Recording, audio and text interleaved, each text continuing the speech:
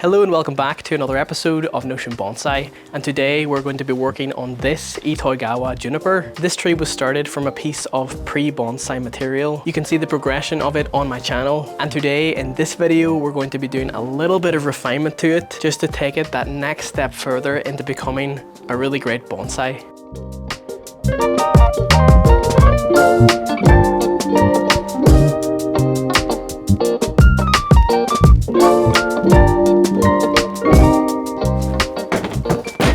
So I've been really excited about working on this tree over the last year. Whenever we worked on it last year, we just put the branches down into nice positions. I tried to create the beginning of some pads on the tree. And whenever I pruned it last year, I pruned it a little bit harshly, sort of making the tree look like a skeleton of what I want it to look like long term, where the pads fill out. And from then until now, I've just watched it get more foliage, just put out a lot of growth in just 1 year. And a lot of you guys ask, Adam, your trees grow so much, compared to the ones that I grow. How are you fertilizing your trees? When it comes to Itoigawas, I find they just love high nitrogen all the way through the growing season. Then when it comes into winter, I won't fertilize them at all. But with these on top, I've got these little fertilizer pellets. The NPK value of these is 1266, so it's really high nitrogen. So every time I water, the tree gets nutrients. Once a week, I will apply a liquid fertilizer on top of this with a balanced ratio of 10-10-10. Then on top of this, 1 week, every Monday, I will use a seaweed fertilizer in the soil. Then the alternating week, a fish emulsion, and these will alternate back and forth. Seaweed 1 week and fish emulsion the other. Just look at all this growth that it's put out in the last 1 year. The pads that we pruned last year and began to develop, they're really filling out just how I want them to. It's looking a little bit congested because it's just grown so much. So we're going to have to go in today and do a little bit of cleaning up.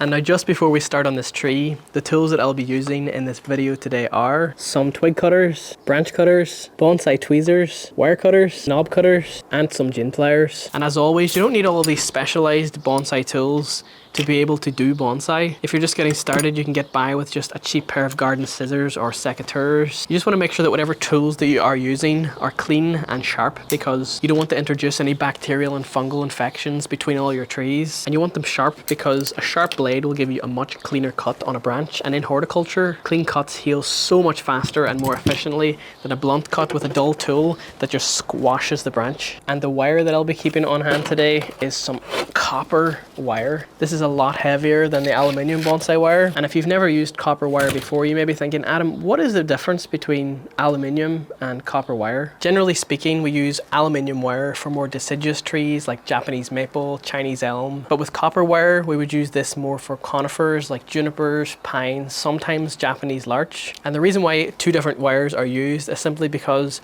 copper can actually give you a little bit more hold on a branch, and I find it gives you a little bit more precise bending because it self-hardens. So this is simply where if I take a piece of this copper wire, let me just cut this off. When I bend this wire like this and then I try to unbend it, it's really difficult to do this because the very act of bending copper wire rearranges the molecules of the wire itself, kind of locks them in place, and this is what I mean by self-hardening. Whereas if I were to do this with a piece of aluminium wire, you could bend this back and forth and it won't have any problems with this. So this is what I mean when I say aluminium's a little bit easier for beginners, because if you were to put aluminium onto a branch of your tree and you didn't wire it how you want, or you made a mistake, you can just unwire it, reapply it and get it right.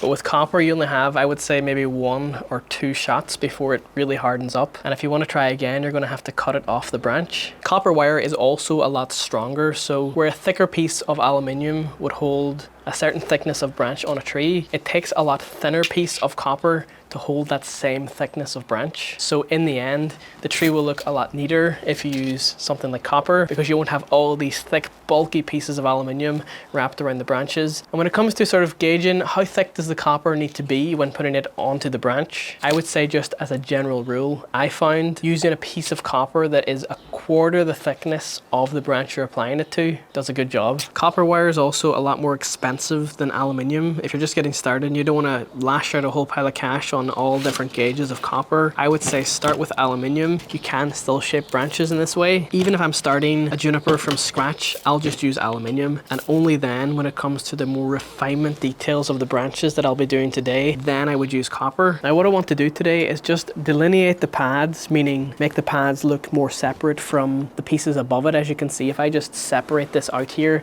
you can see this is clearly its own pad. It's all in that one level. I'm really happy with how this bottom pad is developing. It's really getting ramified. There's a couple of problems with this tree still. With junipers, you can only do so much at once before you have to just let it take a little break. Normally I would start by taking off all of the dead parts, but there doesn't seem to be any dead parts on this tree at all. It's all pretty healthy. The light's getting to inside, and to continue this health on top of delineating the pads today, I'm also going to be thinning out the foliage. That way light can still reach the inner parts of the bonsai, because if that doesn't happen, any growth that is inside will die off. So I'm just going to start by taking a wire brush. I'm just going to scrape off the old bark, and by doing this, this allows us to reveal that beautiful red color that junipers have underneath. I'm going to be very gentle as I do this. I don't want to scrape beyond the bark. And now to really bring out that nice red texture, I'm going to use some of this stuff. This is just some Camellia oil. This is my own product that's available on my store, but you can use any Camellia oil that you like. So I'm just going to take a little microfiber cloth, spray it onto it, and just put a very light layer on the trunk of the tree. And as you can see, it instantly brings out that lovely red of the juniper. Look at that. That is just absolutely beautiful. And with this particular Camellia oil, I've actually infused lots of different essential oils into this particular one, like tea tree, lemon, eucalyptus, Scots pine, all sorts of different ones with all different benefits. There's antifungal and antibacterial benefits of each one, but I also just really love the smell.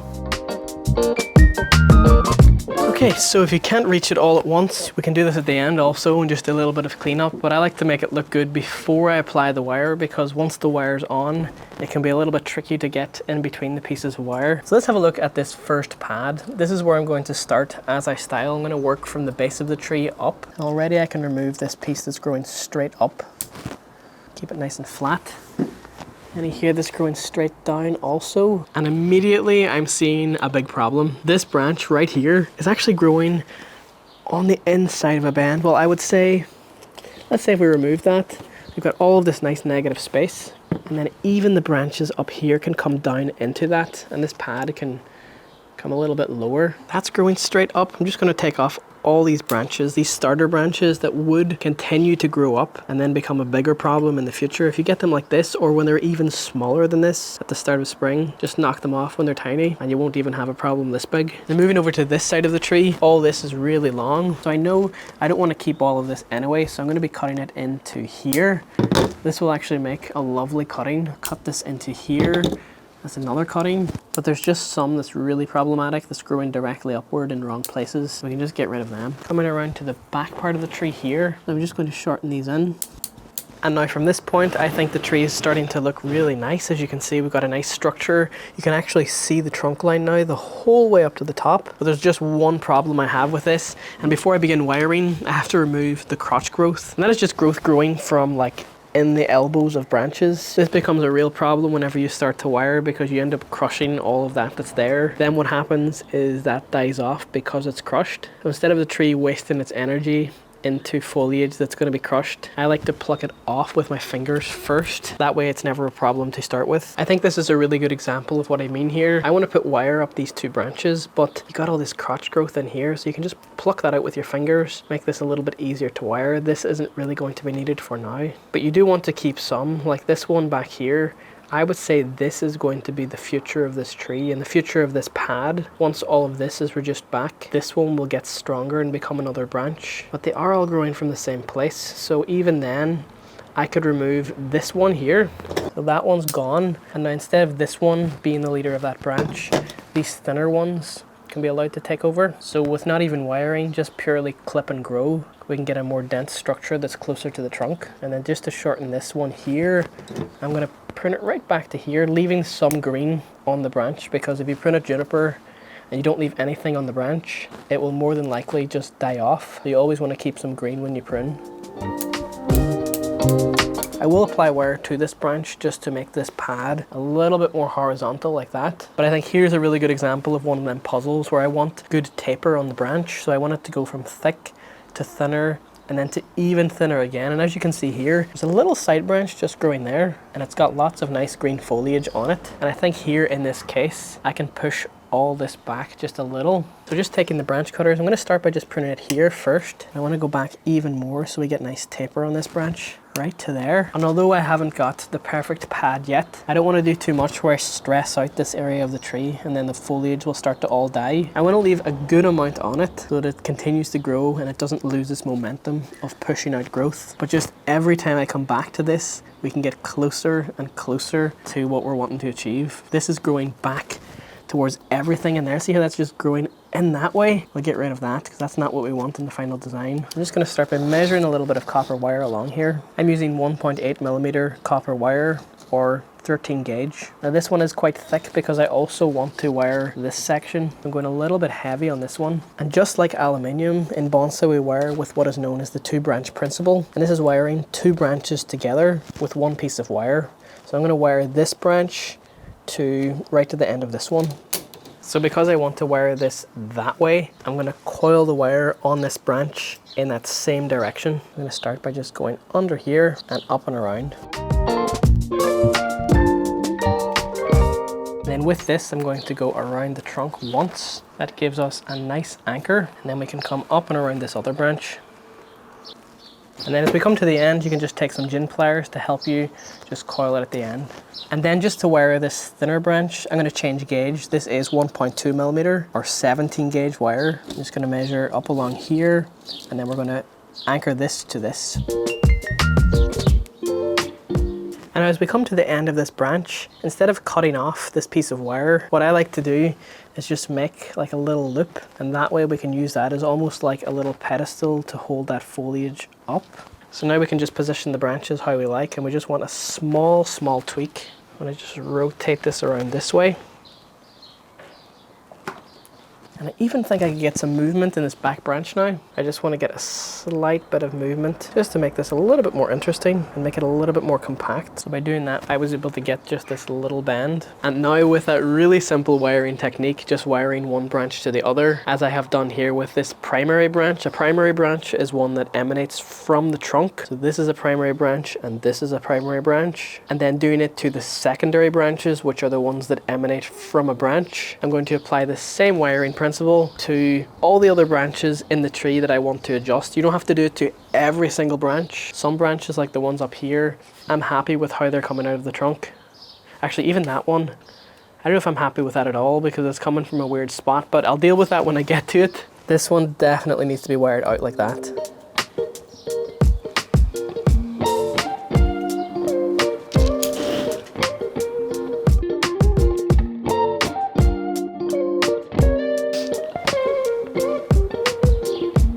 Okay, I think I have a big problem, and that is a big competing trunk line branch, and it's at the back, so it's like at the side facing you. Now it's at the side over here. So there's 2 branches. One is like in a really good spot, but it's too thick for, I think it's very close to being a competing trunk line. But the other one is in not such a good a spot, is the right thickness for the tree. So we have a choice. Do we choose the branch that is too thick, which would probably cause more problems long term, but it's in a good spot, or the branch that's really thin, that is just slightly below? You know, on second thoughts, looking at this top one, I actually don't think it's too thick for the trunk. Actually, yeah, I do. It's really annoying. This is a really difficult decision, and I think one of these has to go because they're just simply too close together. Today's the day I'm going to remove one. If I remove that, all that is left is this as the back pad. We develop that from there, and it's in a weird place, I think. If I remove the lower one, that still is nice depth at the back of the tree. I think there comes a time where you have to stop forcing a tree to be absolutely perfect, because in this case, I'm looking at this from the front angle, and the thickness isn't really a problem because you can't see it. It's behind. I think this has better pad development. If I remove this, that could work. And it does work. If I remove this, I have to bring this up. It's coming from a weird spot. And also with handlebar branches, with this branch over here, that's a part of this right hand side pad. I guess sometimes you do have to bite the bullet. I'm gonna cut this one off. And I've settled. That's the branch. I'm gonna keep that as the branch of the tree because it tapers nicely too. Thick to thin. This one didn't really have much going for it. I want to taper this branch at the end, because as I wire this one, this is in a good place. It's nice and thin, but this part is too heavy for the taper of the branch going from thick to thin here. So I'm going to remove this top one right here. It's hard to see on camera, but if I cut this, you can see what's come off. It bifurcates upward, and we don't want any upward growth. I'm going to cut this right here, and then this wire can then continue around this branch. And then again it bifurcates there. Bifurcate just means it goes from one branch into two, just like this. And I'm really happy with that. I think what would really make this tree and to help on building the apex is this top branch here. If I pull this over this way, it shows off more of the trunk line. What if I removed that? I could remove it also, that's another option. I am going to remove it because it's just a little heavy for that top part of the tree. When I say heavy, I mean too thick. So let's get rid of that. If we zoom out and look at the entire tree as one whole composition, you can see the trunk line the whole way from the base right up to here. If I leave this, I'm not getting the taper I want because I still want it to go and have one of these branches then become the leader. I'm not going to go too crazy on it, but I am going to cut it here like that. And even then, you know what? But one of these in the future, one of these side branches, I think this one back here would be nice. Any one of them would work really. And if you look close, what if I took it even further down and this became the leader? Because I don't like how straight this section still is. And I feel like this will always bother me if I keep it. I think it's going to be worth making it look sort of bad for a little while so that long term I'll never have this problem of this very straight part of the trunk. So this is going to be quite drastic, but I think it is appropriate. And I'm just going to cut this down to here. And then I'm going to take this branch back here and point that up, and that will become the leader. And by pointing the branch up, all the hormones in this branch, the auxins will be at the top. That will tell the tree this is a leader, and it will send shoots up that way. And as a final touch, I'm going to remove all the dangling growth, and that is just these little bits hanging downward. They're not going to be in the final design. Usually what happens to the hanging growth anyway is it dies off because it doesn't get light underneath the top part. We're just helping the tree by doing this. And I think with that, we went pretty harsh on this juniper today, but I've had junipers like this before and I went a little bit harder than this and they've recovered no problem. And because this tree is on energy positive, I have good confidence that this tree will recover from what we did today.